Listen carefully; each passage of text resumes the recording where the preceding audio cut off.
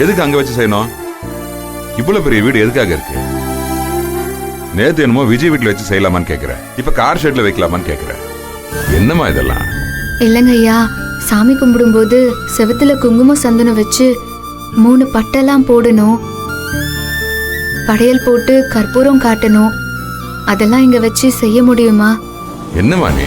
நான் என்னமோ வேற ஊர்ல இருந்து வந்தது மாதிரி பேசிட்டு இருக்க. நானும் பட்டுக்கோடைக்காரன் தானே. ஒரு தவசம் பண்ணும்போது என்னென்ன பண்ணணும்னு எனக்கும் தெரியுமா.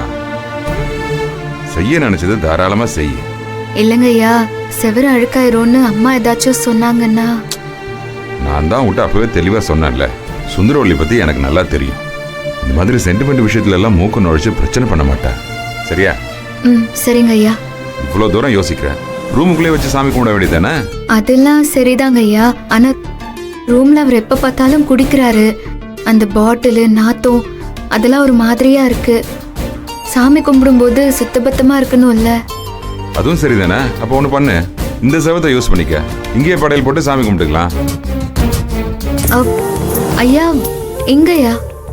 இங்கதான். அதுக்கு இல்லைங்க ஐயா, இது எல்லாரும் புழுங்குற இடமா இருக்கு, அதான் யோசிக்கிறேன். அதனால என்னம்மா, புழங்குற இடத்துல சாமி தானே கும்பிட போறோம். ஒன்னும் தப்பு பண்ணலையே. போயிட்டு சாமி கும்பிடுறதுக்கு ஆக வேண்டிய வேலையை பாரு. சரிங்க ஐயா. ஒரு நிமிஷம், நான் ரொம்ப நாளாவே உங்ககிட்ட கேட்கணும்னு நினைச்சிட்டு இருந்தேன். வார்த்தைக்கு வார்த்தை ஐயான்னு கூப்பிடுறியே. நான் ஆரம்பத்துல முதலாளிங்கிறதுனால ஐயான்னு கூப்பிட்டு வளர்ந்துட்டேன். ஆனா இப்போ நான் முதலாளியும் இல்ல, நீ என்கிட்ட வேலையும் செய்யல. என் மருமக. மருமக இல்ல ஐயா, மருமக மாதிரி.